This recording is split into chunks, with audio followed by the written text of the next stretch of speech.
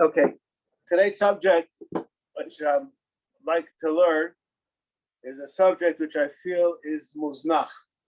That means it's, how do you say that in English? Neglected, thank you. Is neglected. And I would like to start off with a story that made a very strong impression on me. And I told it to a friend of mine, and he told me a similar story. This is what I'd like to start off with. I had the schus to be, my Rosh Yeshiva one time went to Har HaZeisim. The reason he went to Har HaZeisim is somebody felt he had to ask Mechila from.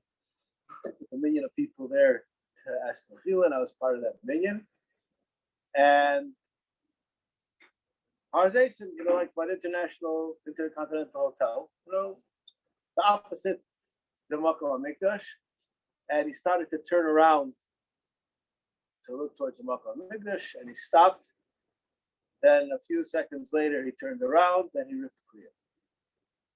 So one of my chaverim, I would never have the chutzpah to ask him a question, asked him, what was that? What happened over here? That, he didn't look, he did look. So he said as follows, he said that he was, realized that he's by the Makom HaMikdash, so should I Kriya? Then he looked down and he saw the jacket that he was wearing was brand new. Cost a few $100. Chaval al kesef. You don't have a chiyuv, so he's not going to look, and he won't rice kriya. And then he said to himself, he said, this is the place, Einei kol amchom liyachalos. For thousands of years, Jews have been in a quest, a desire to gaze on this place. I, for my few pennies, am not going to look. So he turned around and he rice kriya. This is so I say it's a beautiful story that, my opinion, really needs a hesber. And I'd like to share with you the hesber because this is all important. We're learning this. Is learning the Churban right now. That's why we're learning this. It's not just. I have a friend of mine who was shtickle oletz, and he went on a trip to Europe, and he took with him a Gemara on the trip, and they went to the Mir Yeshiva. In Mir, the city of Mir. And he went inside the building and he opened his Gemara and he learned a few lines. So somebody asked him, what are you doing? He says, I want to say I'm an Altamir. I learned in Mir in the Haim, right? It's true. So why is it a joke? Because there's no connection by the fact that you learned there to learning in the Mir of yesteryear, period. Is there, or what is the value of gazing on the Makom HaMikdash? Now, I want to make something clear. Bishloima, you would look at the Makom HaMikdash and you would see the Makom HaMikdash, the Mikdash itself, one thing. You would see the rubble is another thing. You see the mosque, what do you see? Is there a advantage on looking at it or not? What's the advantage? Oh, okay, fine. That's cool. We're going to discuss that kind of a subject. But in other words, it's not you're looking at Makom HaMikdash, you're looking at look how bad it got. What? Yeah, but it's not that. I would like to suggest that it's incorrect what you're saying. Not that it's wrong. There is an advantage of looking at it, even if there was no mosque. There is a kedusha which is there, and being able to see the place, you're in the presence, you can lock into it, and it has a value. And we'll see, maybe we'll develop this idea a little bit more. But it's not just I saw the pictures, and being there, is that the same thing? Or the vernacular, being Zoom and doing the real thing, is the same thing? Where we have a guy could attest, right? It's not the same thing. Because you know why? Because when you're on Zoom, you can drink and you can drive, you can do all those things. You can't do that when you're here, right? That's why it's not the same thing, right? Anyways, that's not what you meant. No. Anyways,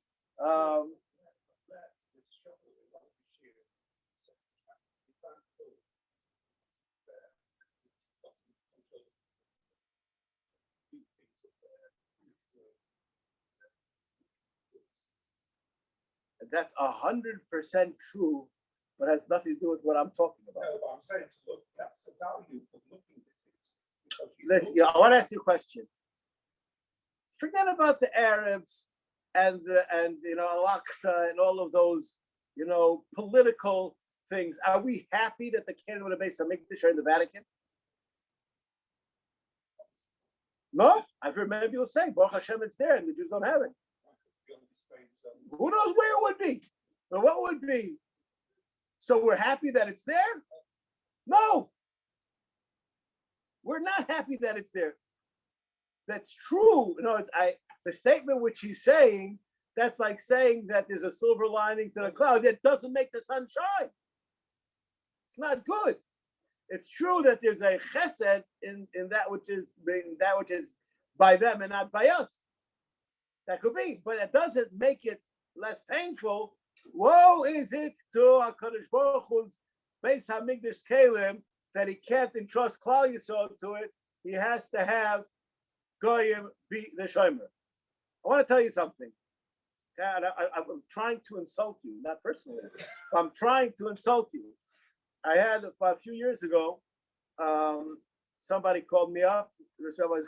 I'm sending you a couple, and I would like you to treat them very nicely. They just got married and they had a very traumatic experience. Maybe you could help them out. That was the end of the phone call.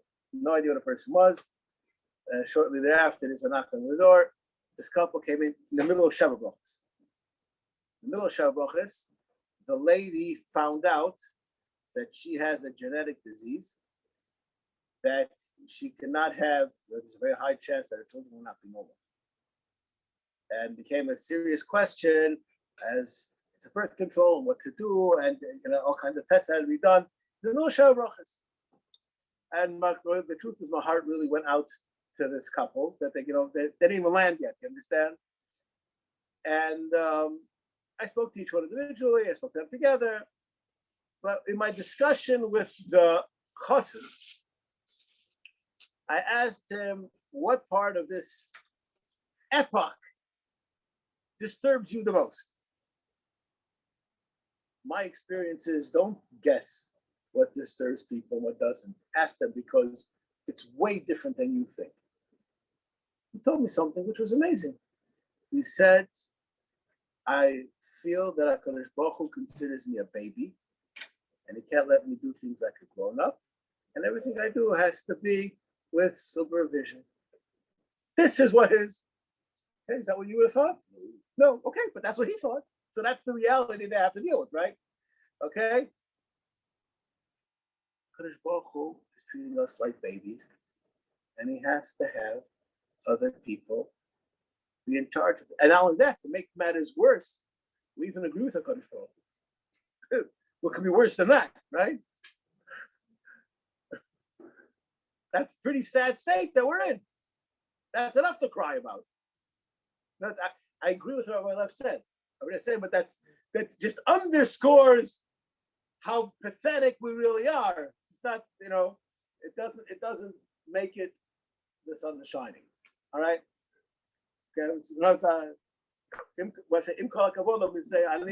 I'm going with him. I'm not in spite of him. I agree with him 100%.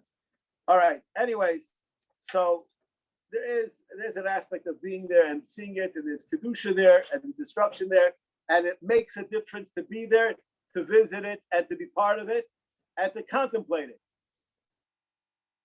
My friend was at a Shabbat Brachos in the old city, and Reb Simcha Wasserman was speaking. And in the middle of his speech, he broke down and started to cry like a baby. So I happened to have had this chus of knowing Reb Simcha Wasserman. He was an emotional fellow. So, if I would have seen him start crying like a baby in the middle of a speech, I wouldn't have gotten so excited about it. I probably just wanted to know why. But that's his nature. So somebody asked him, why is he so, so he said, I looked out the window and I saw the kaisel. Okay, look at the kaisel, not crying. So a person who told me the story, so I always have some kind of wise guy answer to say. I say, isn't that pathetic? Because the guy he owns this bay window that sees the kaisel never saw it. You see it every day, so you never see it. You need to get the Simcha Wasim in there to see it in order for you to realize. I mean, just think about that. Is that really what you like your view of? Kadosh Baruch Hu telling you you are a wayward child. That's what you'd like to see. What are you thinking about? It's a funny thought. It's a thing. You know what is it? What is it that you're attaching yourself to? Yes, I'm a piece of this churban. These are like people who have that dollar, that have that amal amma emblazed in gold. You know, there's something wrong with that. It just doesn't sound right. Right? You're supposed to be being sad, not supposed to be being happy. This is not a view. This is to be ashamed of. And this person shouldn't be inspired. But at any rate, I get asked the question. I'm just saying this over because I believe that these halachas have to be learned and spoken about, especially before the 9 days, before Tisha B'Av, because it's really important. I was asked one morning, in the middle of the morning, I got a phone call from a Rebbe of a cheder here in Beit Shemesh that they're taking the boys to the Kaisel, and they forgot to tell the boys to bring a garment to rip. What should he do? So I said, I don't know. So he said, what's the halacha? I said, what's the difference with the halacha? That's what you should do. You didn't ask what the halacha is. So I realized he called the wrong rabbi. And I explained that this is not a question of mutter aser. You're taking them to the kaisel to be mechanech them. This is a question that has to be asked to the person in charge of the chinuch. If he wants to go and ask a rabbi, what is my halachic leeway? That's one thing. But what do you want the boys to go away from? Why? You're going to the kaisel, so give your clothing to your neighbor, and well, what are you trying to do? I want to tell you something. Hashem doesn't need you to visit him. He's not an old man in a convalescent home. Doesn't need you. You need to go there. Now, I'm not saying I don't feel bad for the Rebbeim on this trip. They're in a pickle. They have to know what to do. But the question, someone can tell them, someone can tell them. And you could also ask how the Gedalim, because anyways what they own belongs to their parents. Could be other. But this is the question is not a halachic question. It's also a halachic question. But I'm not responsible for the school. I don't know the nature of the children. I can't answer the question. But it's not my place to answer the question. This is a nakuda, which we're going to discuss this a little bit further on. Anyways, that's an introduction to these halachas, which are extremely important. And I just tell you, I'm saying this, and I say it many times, I'm screaming on the top of my lungs. Let's go and do something. Yeah, let's go to the kaisel. It's not a place to do something. You want to go to the kaisel? It's something that has to be done in the proper frame of mind. If it's not in the proper frame of mind, then you're missing the point. I just mentioned when I was a bacher, I went to the kaisel, and there were some American guys, with paper yarmulkes on, and their cameras. Used to be in the world before Corona, and they're at the kaisel, and they needed some help. So I said I could help you out, whatever. So one of the guys asks me, "You come from the United States?" I said, "Yes." Where you come from? I said, "Detroit." He said, "Me too." And he says to me, "Do you know that the Detroit Tigers are in the World Series right now?" And I look at the kaisel, I look at the guy. Some reason, it just didn't just pull me in the right direction. Now I have no kindness on this guy that he doesn't have that sensitivity, But Bemet, that's what you want to be thinking about when you buy the kaisel? My Rosh Shiva should be well. In the Gulf War, he went to the kaisel at 2:00 in the morning.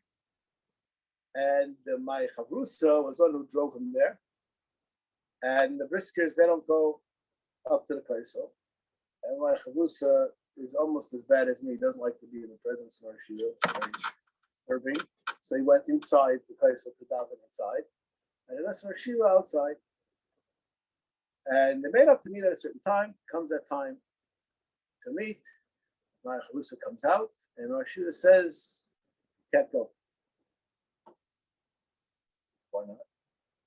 So he says, there's nobody here. How could you leave the kaisel alone without eating? So just, it's different than the kaisel that people popularize.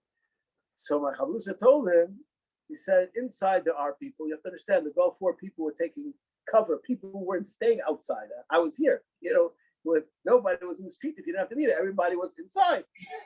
So he said, not only that, a Chavrus of yours, a very good friend of yours, is here from America. He's inside. So I asked him who. He told him who. Somebody he didn't see for 20 years. He said, he's here. I'm going to wait for him to come out. In a split second, he says, no way. Don't come to the kaisel to meet anybody. Let's get out of here before he comes out.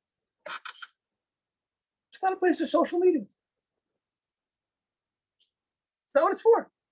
I don't think I'm saying anything that you don't know. I'm just reinforcing the churban of the kaisel. It's a churban. It's not the churban. Mishachar beis hamikdash. Tiknu chachamim. What?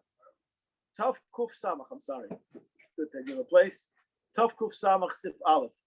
Start from the beginning.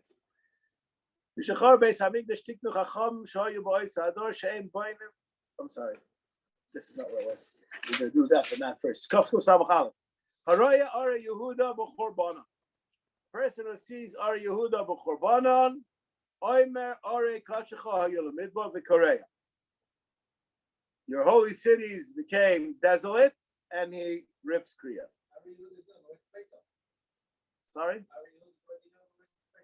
Oh, now, I would like to tell you a few things.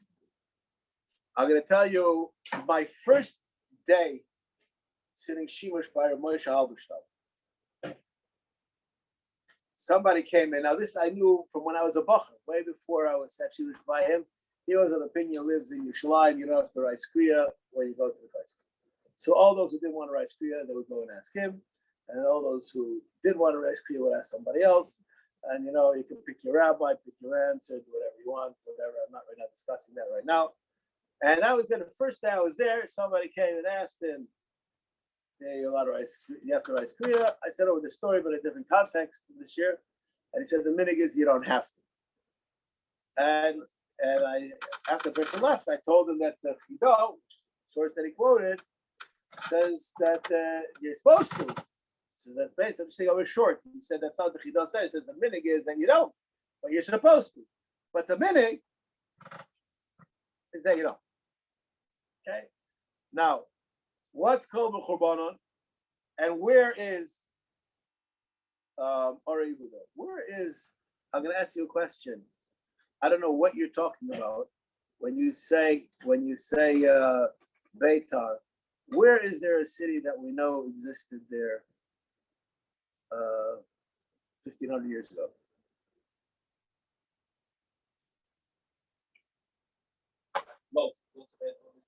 Lod today.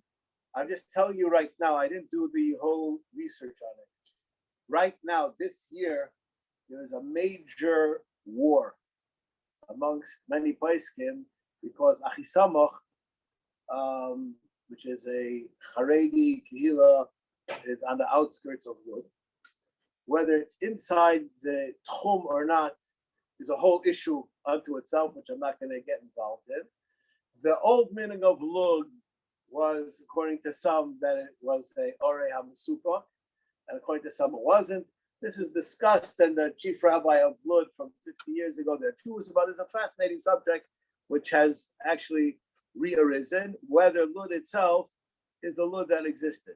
Now, I did a little bit of research on this myself, and I started off with a very simple question.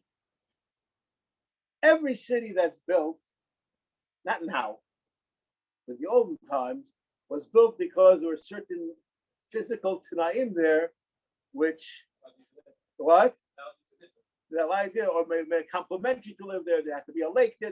There has to be something there, right? So before we can decide if this Lord is that, what physical features do we have? Doesn't forget with a lot of interesting facts on this subject of where Lud is. It's not exactly the Lud that is, expanded, just as Yerushalayim, our Yerushalayim, according to most, let's make this clear. The old city of Yerushalayim, according to most of the people in the know, is Sulam. Is not what we call Yerushalayim. What we call the old city. What? Sulam. The valley. When you go Shara Ashbus, if you keep on going straight, then you fall off. What all the Arabs do. That's what?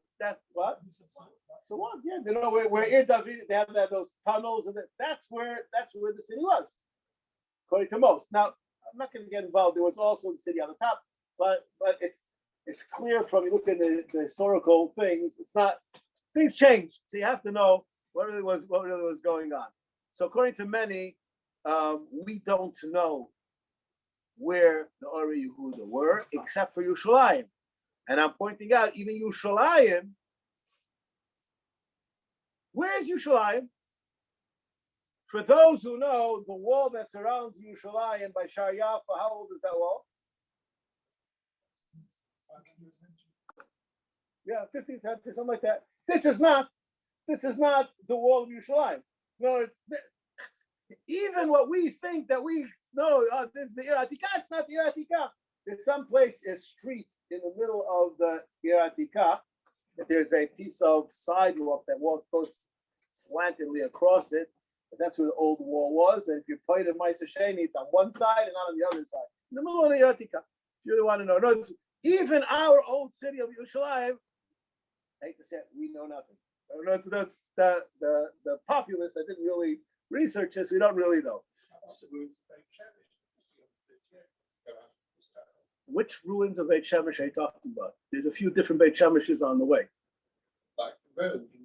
I'm saying, but you know that if you go down the 38, about 5 kilometers is also ruins. And if you go right, there are many ruins along the way. Which is the real city?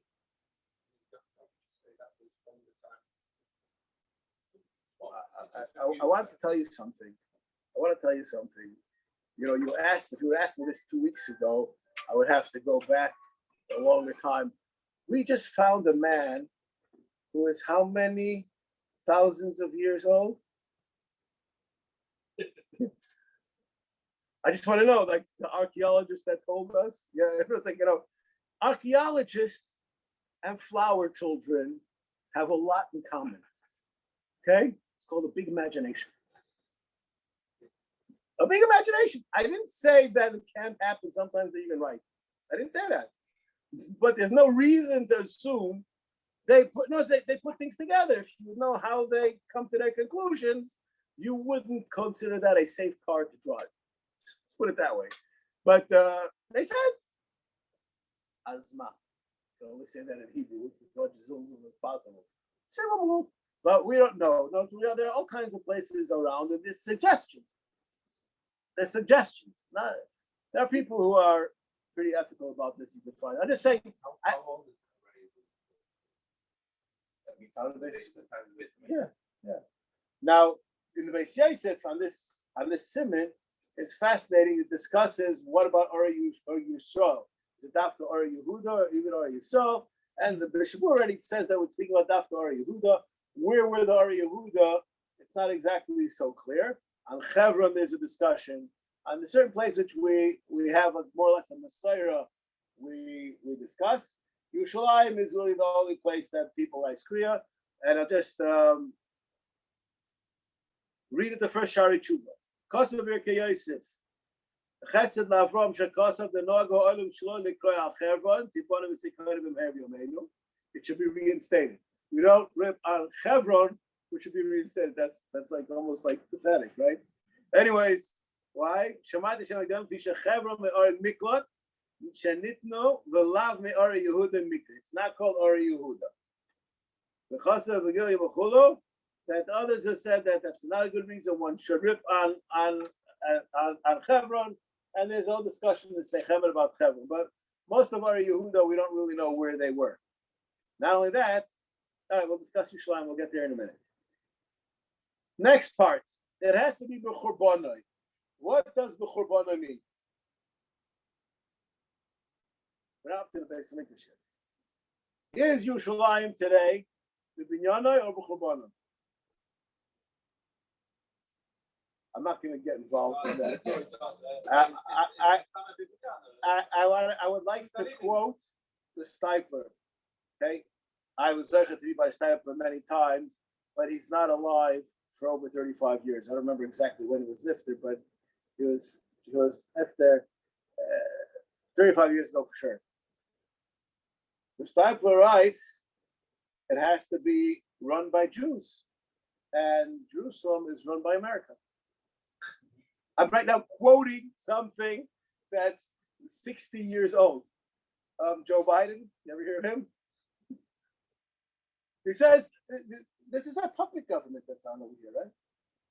Because I'm not speaking rightist, leftist, I'm just speaking the truth. This is just how much we can manage to maneuver the people of the West who are dictating for us what our position should be. So that would be during the Bias. That would be during the Bias Cheney. Also, this was a puppet government? Oh, excellent question, and I'm going to answer that question. When I learned this, the Eon, I had that question too. I'm going to try to answer it. But the answer, I'll answer right now. There's a difference between rebuilding and degenerating. As long as we're still here, so it takes less, there's the laws of inertia to consider it still under Jewish government, even though it's a puppet government, because we have big doubts. So there's a relic and a remnant of the past.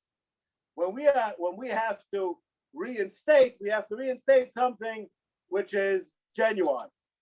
So something that was genuine that fell into decay, it's harder to apostles than something that is not genuine to make it into genuine. But there are places who will say that it has to be a bechubana, means ruled by the Torah. There are others that say that as long as there are edifices of Avodah Zarah there, it's called bechubana.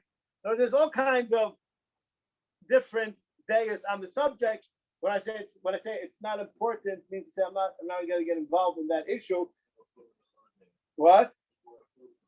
We're a churban. That's true. We should rise kriya ourselves. That's basically what we said in the beginning. We're the churban. No, it's the kedusha that's there is was taka there. But the bottom line, I say the minig ha'olam. I think that the minig ha'olam is that people rise kriya on Yerushalayim. Now, in reality, even though I just said what I said, I'm going to take it back. I say that most of the people don't really rise kriya on Yerushalayim. They have no idea it is. All they do is they do it on the place. No, that's not because of a cognizant decision. That's because that's the only thing they heard about.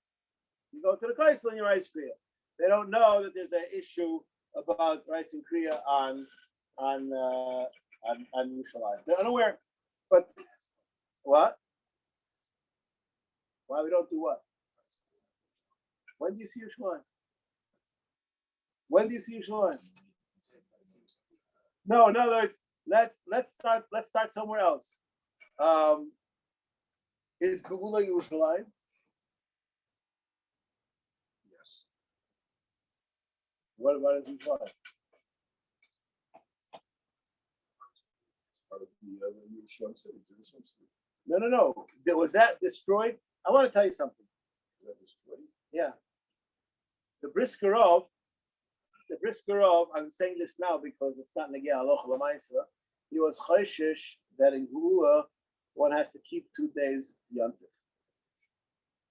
Because it's Meduik in the Rambam that it has to be a place where the Shluchim came. In other words, it could be here is 1 day, here is 1 day, but here is 2 days.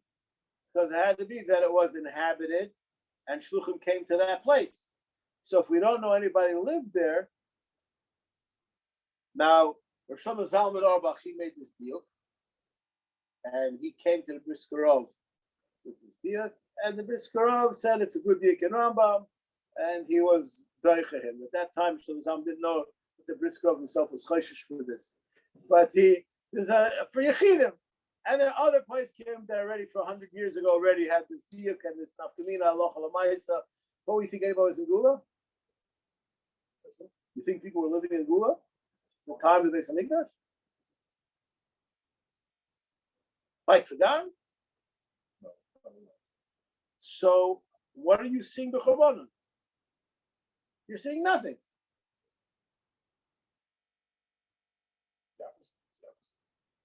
Possibly. Possibly. You're seeing, something that was never built, now is being built up by Jewish people, which is a beautiful thing. Could be. But you don't know that it's the Chobana. So this is a question amongst.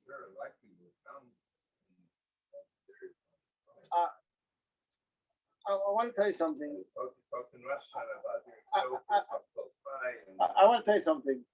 I don't know the answer to your question exactly, but Russell Kopshitz told me once, about 30 years ago, before he was in Beit Shemesh altogether. He said probably you can't go more than a kilometer without finding a Suffolk City. He said, wherever you go, I don't know, wherever you go, Paris, where you're building, where your house was built, were the things there beforehand? You spoke to people, right? Where places right next to the Groshul?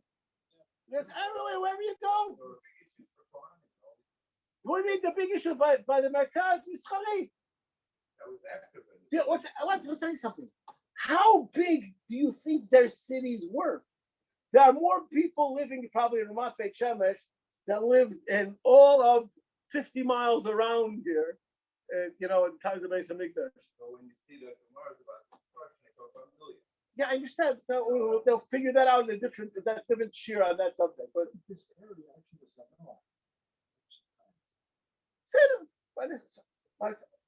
no, if you look at even the places where are more or less intact, the archaeologists have it more or less intact. How big were they? What did the city have in it? They weren't built. It wasn't built like we built.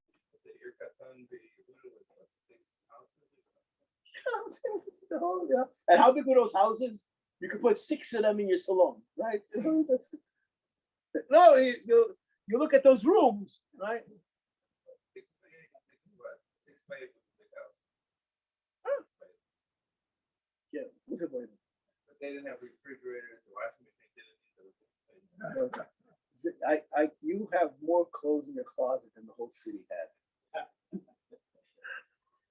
Anyways, I don't want to get off subject. No, I'm just saying, you have to realize what's going on.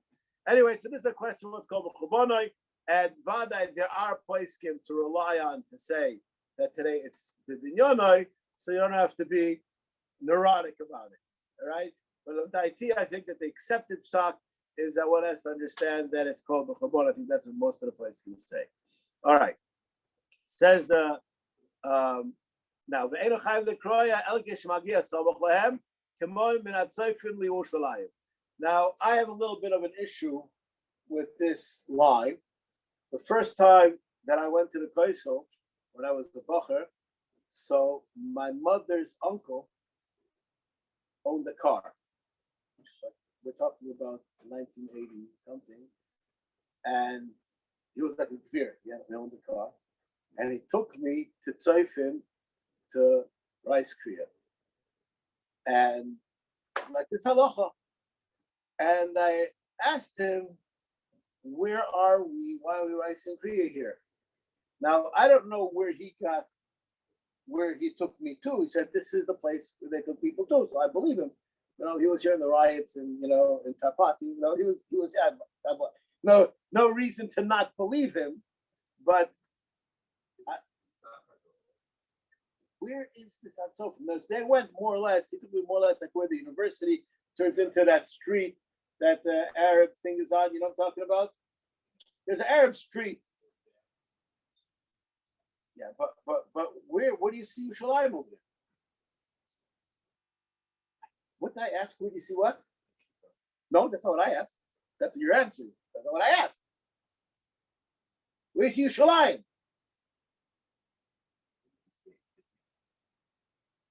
It's a very bad view, and it's not close enough. It's in your imagination. Okay, I can do that from here. I don't have to go all the way there.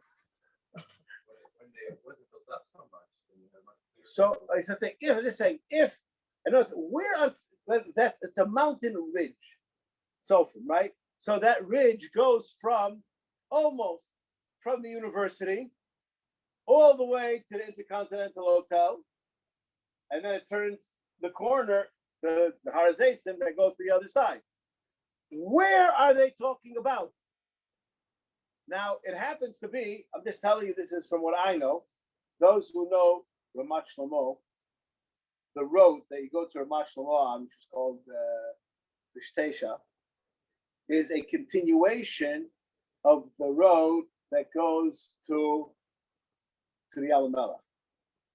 That road is an ancient road from the time of the Bayis Rishon. That was a road that was used to be Euler Regla. Yeah. It's a straight road. It goes on a ridge. If you follow it, it's a different place. Now, when people were coming, where were they coming from? Nowadays, a person comes to Yerushalayim. I know this from my great-grandfather. When he came to Yerushalayim, they went to Moza to greet them. They came from the west to the east. That's where they came. Where do you come to Tzofim from Bechlal? Oh, that's what I'm saying. So you're so I'm saying so now. So fine. So where is it that they were calling it Tzofim? I'm not arguing with them. I'm saying we're not talking. You have to understand. You're talking about a mountain ridge that is seeing a city. If the city is Swilan, which is on the bottom, or it's about the city on the top, you have to know where this is. Pashut. It sounds pashut when you're talking about it in a textbook, but in reality, it's not so simple where it is exactly. But if we have a map, we could probably Google Maps, right, could do this for us. But anyways, says the Mishnah Berurah, "V'lo yara Yisrael, v'lo chashivi kol kach. B'korbanon afilo yoshim b'Yisrael Yisrael, kivan shayishmei le'moishlim aleim mirki b'korbanon." Okay. Now, this halacha, which we're going to learn right now, you have to be from Tzofim. There's a question that needs to be answered by many people. There's a halacha, which the Sefer Sherman Tzion Halacha is busy with this. People who go on Yerushalayim Tel Aviv, so they see Har Menuchos. Is that good enough for 30 days? Or you have to say Machaya Mason if you go into Har Menuchos? How close do you have to be to see? There are people, and this is true, you could stand in Yerushalayim, Vadai, there are probably places over here in the top of Beit Shemesh.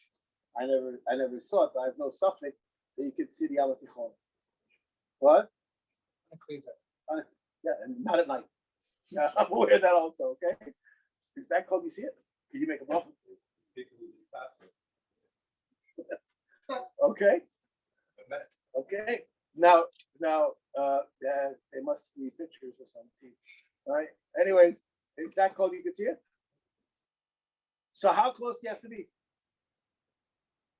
Is this halacha that we're saying over here what I call an international halacha for all things which are called riyah, or is this a local halacha for the churban?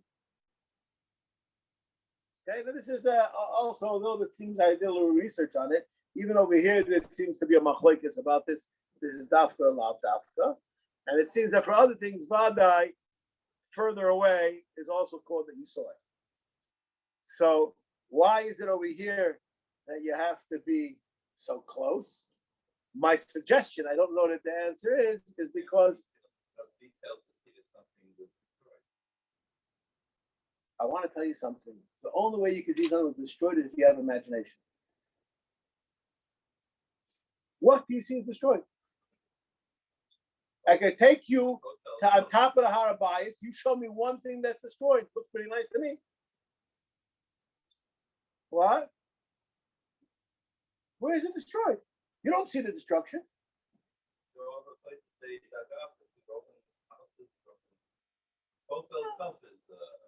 Well, Kotel itself is what? It's a full building. It happens to be that they filled it in.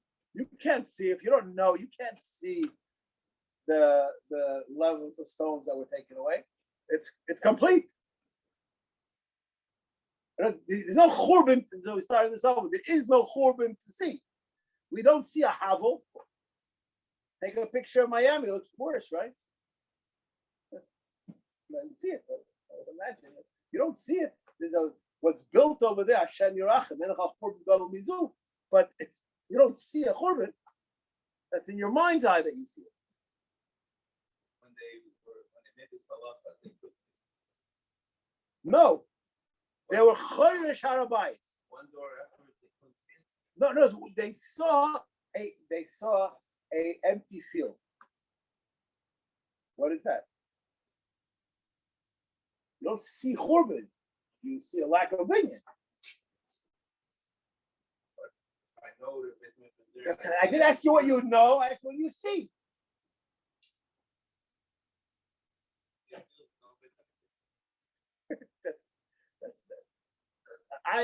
To me, seeing churban means that I see something, a remnant of something that was there.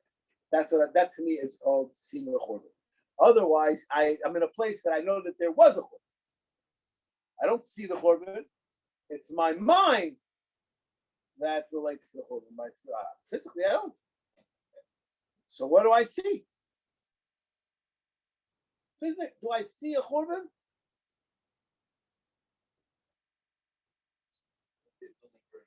So you don't see a churban. So that's called, you know that there's a churban. You're in a place you know that there was I wasn't there when the Grand Canyon happened. If it happened by an earthquake or something. Well, I see a majestic place. I was there. It's very majestic. I don't see churban. the archaeological park below the Yeah. Yeah. No, so you see, so now what you see is just like it was built on top of being built. You see now, first of all, most people don't see that. No one don't see that, and no one says you have to see that in order to write Kriya. And there, we don't know exactly what happened. There are many places you can go.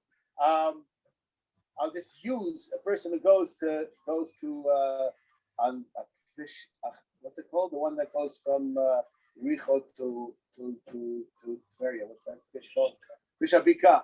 So you see all the places where the Arabs lived and they ran away, right? That's called. It wasn't destroyed. It was abandoned. Is that called churban? What does the word churban mean?